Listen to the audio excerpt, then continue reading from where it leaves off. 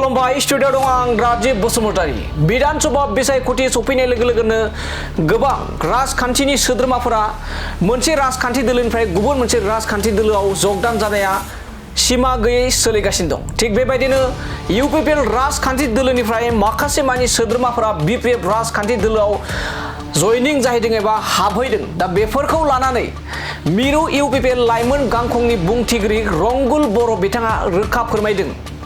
बिथाङा मा फोरमायदों? बिथाङा फोरमायदों दि इउपिपिएलनिफ्राय बिपिएफआव हाबहैनाय जालि मानसिफोरनिफ्राय एसे सांग्रां थानाया मोजां बिपिएफ राजखान्थि दोलोनि दैदेनगिरिफ्रा होननानै बे समाव बाथ्रा बुंथिदों। नंगौ, इउपिपिएलनिफ्राय जाय बिपिएफ दोलोआव दिनै जगदान जाहैदों जालि माल होनना बुंदों। जाय इउपिपिएलनिफ्राय बिपिएफ दोलोआव थांदों, सोरबा ओएसडीमोन, सोरबा गुबुन दैदेनगिरिमोन, बिथांमोना 5 बोसोर सोरबा पिएसअ लालायनानै ओएसडी जादोंमोन प्रमोद बर'नि आमोलाव। बिथांमोना प्रमोद बर'नि दैदेननाय इउपिपिएलखौ नागारनानै बिपिएफ दोलोआव जगदान जाहैदों।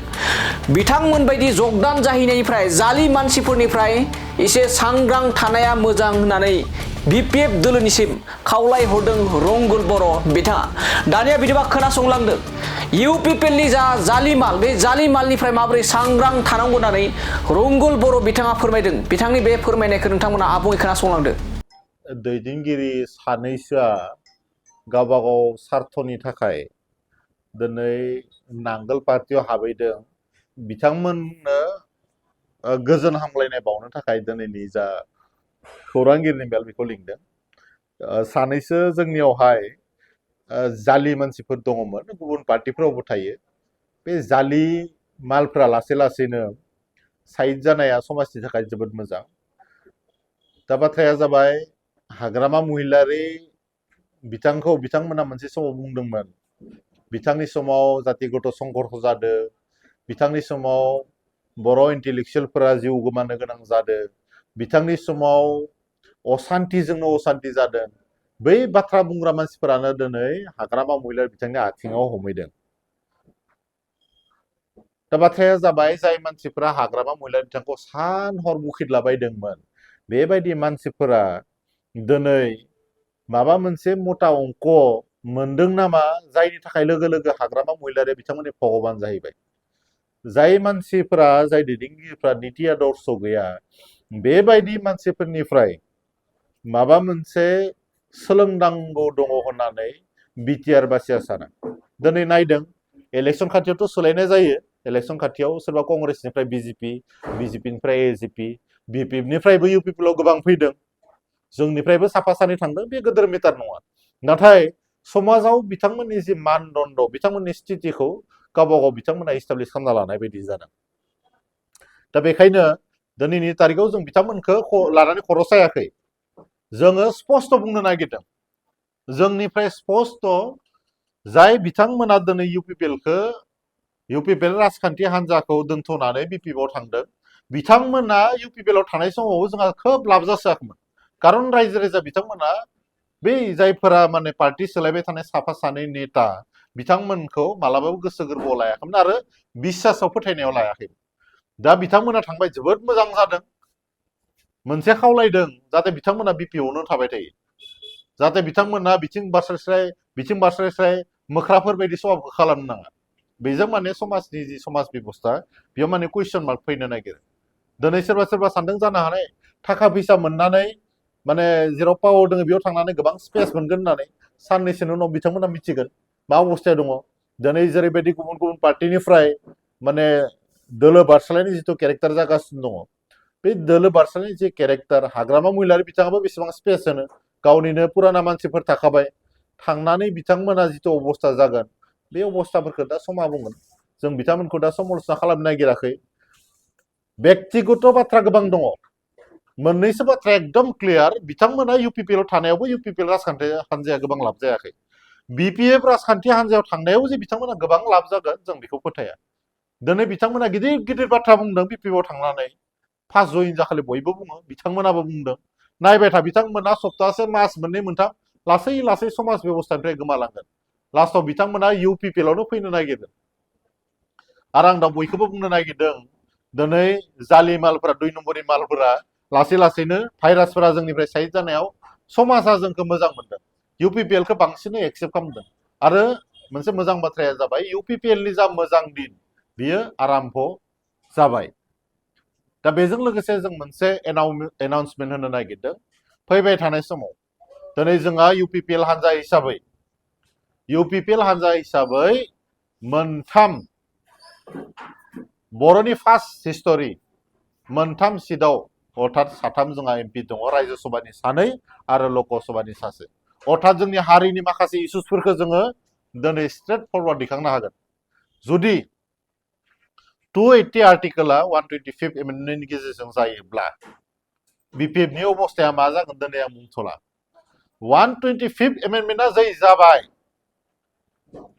BPF नि अबस्थाया असमियाव मोनसे बाथ्रा दङ पानित हा नसरा अबस्था जिहेतु होनना बुङो बेबायदि जानो थांगासिनो दङ जायफोरा दिनै UPPL राजखान्थि हान्जाखौ गारना थांदों बिथांमोना मोनसे समाव रिग्रेट खालामगोन आरो बिथांमोननि जि दरजा दिनैनो बन्द खालामबाय होननानै दिनैनिफ्रायनो बन्द खालामबाय होननानै जोङो UPPL निफ्राय स्पष्ट होनो लुबैयो जाय मानसिफोरा स्थिति गैया जाय मानसिफोरा आदर्श नीति गैया बेबायदि मानसिफोरखौ जोंनो UPPL आव नाङा खारन UPPL आ मोनसे नीति आदर्श गोनां गोजोनखौ हास्थायग्रा मानसिनि मोजांखौ हास्थायग्रा रायजो राजानि खामानि मावग्रा मोनसे दोलो आरो जोंनि दोलोआव UPPL आव जाय मानसिफोरा हारिनि सेन्टिमेन्ट थागोन जाय मानसिनियाव बर'नि थै थागोन बे मानसिया UPPL खौ मालाबाबो गारनो हाया जाय मानसिफ्रा UPPL खौ गारनानै थांदों आङो बुंनो नागिरगोन आङो व्यक्तिगत भाबै बुंनो नागिरगोन पार्टी हिसाबै नङा जाय बिथांमोना UPPL दोलोखौ दिनै गारनानै थांदों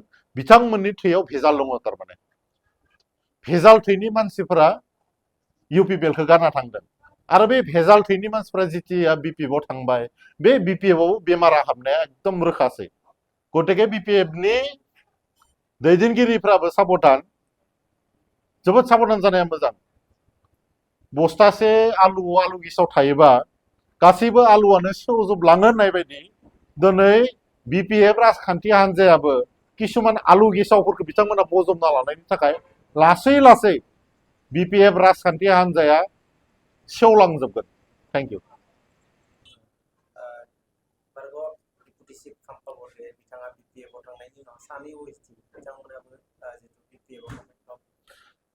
मानाव गेदेर खाम्फा बरगयारि बिथांखौ जोबोद गिदिर नेता होननानै बयबो सानोमोन दाखालि सोरबा थांनानै दुखु मोनदोंनो गावनि फिसाजोसो जायो ना मासो जायो होननानै गोनो गोथो जादों आं रायजोफोरखौ खावलायदों गोनो गोथो जानाङा जाय हिनजावसाया बिथांनि नखराव दङ बिथांनि अनजालि बिसि बेखौ जाहाथे रावबो पार्सनेलि एटाक खालामा गतिके बिथाङा उन्दै बैसोनि हिनजावसा लादो बा गोरलै हिनजाव लादो बेखौ राजनितियाव लाबोनो नाङा बिथांनि पार्सनेल मेटार बेखौ आरो मेगनबो सानो नाङा दा माखासे BPF नि दैदेनगिरिफ्रा किसुमान बाथ्राखौ जोंनो इनफरमेसन हरो बेफोरखौ मिडियायाव बुंजाया आरो जोंनि जि UPPL नि आदर्श नीति बेखौ जोङो बुङा दा जायफोर OSD बिथांमोना थांदों बिथांमोनखौ जोङो बेस्ट अफ लाक होदों बिथांमोना OSD निफ्राय समाज सिबिनायनि मोनसे बेबस्थायाव फैनो नागिरदों मोजांनि बाथ्रा नाथाय मोनसे बाथ्राया बेनो जाय पार्टियाव थानानै नोंथाङा इस्टाब्लिश जाबाय OSD जाबाय बे पार्टिखौ गारखालिनिफ्राय पार्टिखौसो एसेबां गाज्रि रायदों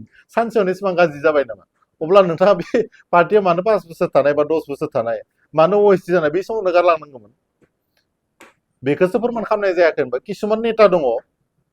किसुमान नेता दङ जायफोरा पावार गैयाबा सानसेबो थानो हाया दिनै खाम्फा बरगयारि बिथांनि बाथ्राखौनो बुंबाय पार्सनेल बाथ्राखौ बुंनो नागिराखै आङो दा बिथाङा जाय समाव UPPL आ पावाराव दंमोन फैबाय जोंनि भटजोंनो रायजो राजानि भटजोंनो बिथाङा MCLA जाबाय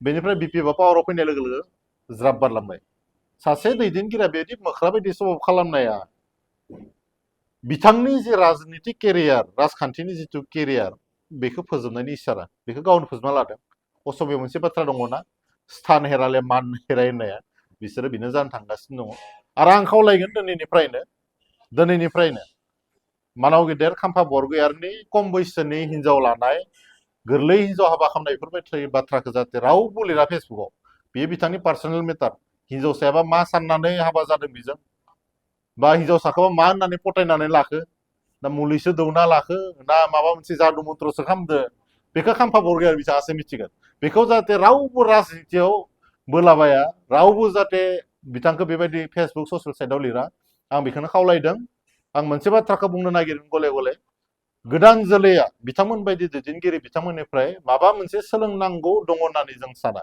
मानोना बिथांमोनखौ गिदिर गिदिर दैदेनगिरि होनना सानदोंमोन नाथाय बिथांमोना मोनबो आदर्शआव दिनैनि तारिखआव थानो हायाखै जाय मानसिफ्रा जाय दैदेनगिरिफ्रा सरकार गैयाव पासमाबो थानो हाया बेबायदि दैदेनगिरिफ्रा बिटिआरनि बर' रायजो राजानि मायबाफोर खामानि मावनो हागोन होननानै रायजो राजाया सानो नामा बेखौ रायजो राजायानो थिग खालामनांगौ रायजो राजाया बिथांमोन बायदि दैदेनगिरिखौ जाय गावनि स्वार्थनि थाखाय थाखा फैसानि थाखाय पार्टि गारो बेबायदि दैदेनगिरिखौ सिनायना लानाया मोजां आरो बिथांमोनखौ समाजाव जायगा